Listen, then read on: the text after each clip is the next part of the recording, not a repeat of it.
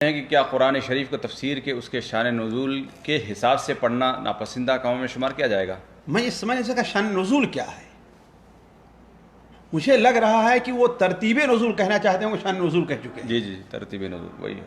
شان نزول تو کوئی بات نہیں. ترتیب نزول کیا، دیکھیے یہ چیز بھی قطعاً ناپسندہ بلکہ ایک بدعت ہوگی. ترتیب نزول کے لحاظ سے پڑھنا یہ کیا بدعت کیوں؟ اولاً تو اس کی معرفت مشکل ہے، مشکل ترین کام ہے کہ کون سورت کس سورت سے پہلے نازل ہوئی،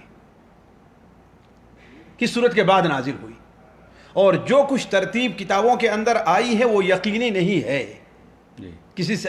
ایک چیز. دوسری چیز، اگر یہ سورتوں کے بارے میں معلوم کر لیا لیکن آیتوں کے بارے میں کیا کریں گے آپ؟ آیتوں کی ترتیب کے بارے میں کیا کریں گے؟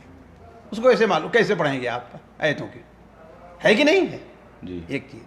دوسری چیز یہ ہے کہ اللہ کے رسول صلی اللہ علیہ وسلم کی جو تلاوت رہی ہے، آپ دیکھیں اسی ترتیب سے رہی ہے، اسی ترتیب سے رہی ہے، اور اسی کو عہد صدیقی نے قبول کیا ہے اور اسی کے اوپر آج تک عمل چلا آ رہا ہے.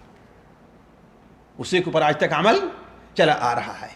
اور اگر جو ہے دوسری طرف جائیں کہ ہاں بھائی علماء کہتے ہیں کہ سورتوں کی ترتیب یہ توقیفی نہیں ہے، یہ صحابہ کے اجتہاد سے ہے، تو ٹھیک ہے، لیکن اکثر علماء یہی کہتے ہیں توقیفی ہے. اگر نہ بھی ہو تو صحابہ نے کسی اجتہاد کو قبول کر کے اگر یہ بات ترتیب دے دی ہے تو کیا ہمارے لیے قابل قبول نہیں آتے جسے علماء نے قبول کر لیا؟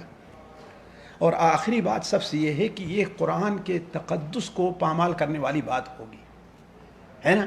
قرآن کا جو ایک احترام ہے قرآن کا، ہے کہ نہیں؟ اس لیے کہ ہر آدمی کا علم، ہر آدمی کی سمجھ اتنی نہیں ہوتی ہے.